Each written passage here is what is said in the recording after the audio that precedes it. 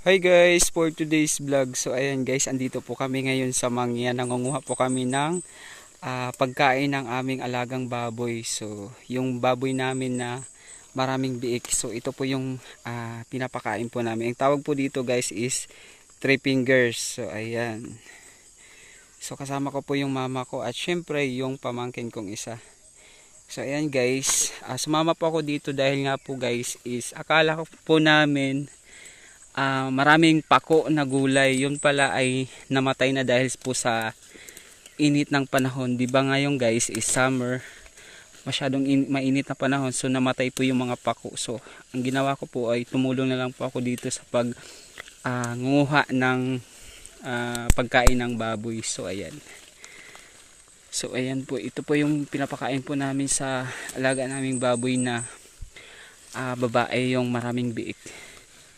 So ayan, para di na po kayo bumili sa tindahan ng pagkain, so ito na lang po ang pinapakain po namin. Kasi napakamahal po kasi guys yung pagkain sa tindahan.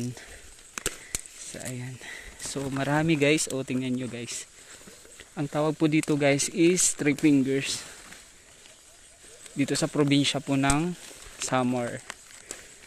So ayan. So ayan, tinatanggal ng kapatid ko ang malalaki. Ayan guys. Ayan si mama, may dalang kutsilyo. Kami hindi nakapagdala kasi nga akala po namin mayroong pako. Kasi yung pako, hindi naman kinakailangan magdala ng kutsilyo para maggulay ng pako dito. Yung pala ay namatay na yung mga pakong gulay. Kaya tumulong na lang kami kay mama sa pangunguha ng pagkain ng baboy. And guys, nasa puno po sila Ayan, wala po kaming kutsilong dala. So ayan, yung pamangkin ko guys. Ang dami doon sa dulo guys, tingnan nyo. Diba? Teka, ilalagay ko lang po ito guys sa sako na dala po namin. Kasi medyo malaki yung dala po naming sako guys. Ayan.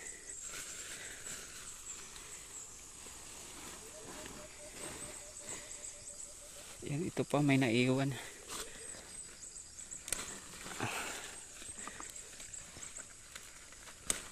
Mabilis lang naman kuhanin guys. Binabali lang yung puno. Ayan, punta tayo dun sa taas. Ayan guys, dami. So ito yung pagkain dito sa probinsya ng Samar ng mga baboy. Kapag native na baboy po guys. Pero kapag hyper na baboy, bawal to pakain. Kailangan talaga bumili sa tindahan ng pagkain ng baboy na hyper.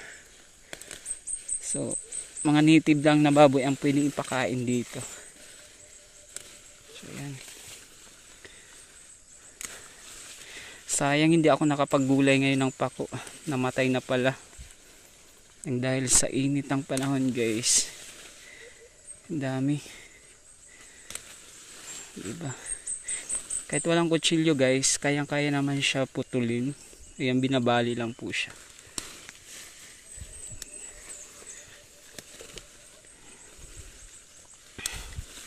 Ayan, 3 kaming nangunguha guys para mabilis mapuno yung sako sa makauwi kaagad.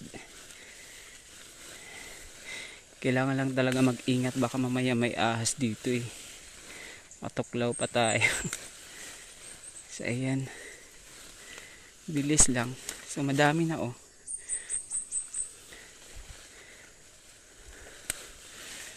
diba? Masalo kadot sako. Ang dami guys. So yung iba guys, maliliit pa po siya. Ayan, binabali lang sa puno.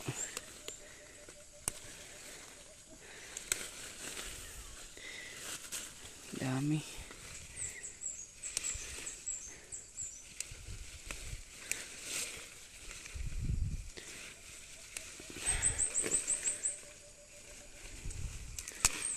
Ayan.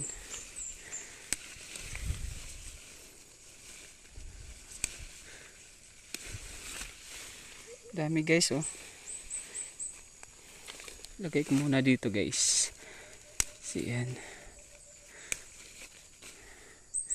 Ito yung pinapakain ng mga native na baboy guys.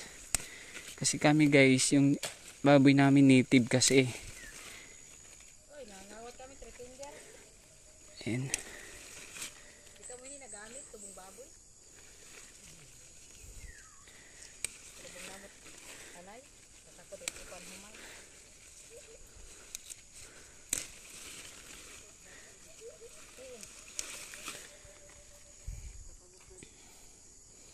Ayun si mama guys.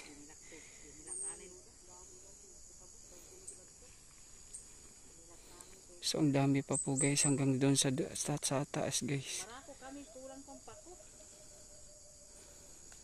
So ayan guys, hanggang dito lang guys. Thank you sa panonood. Bye. Have a good day.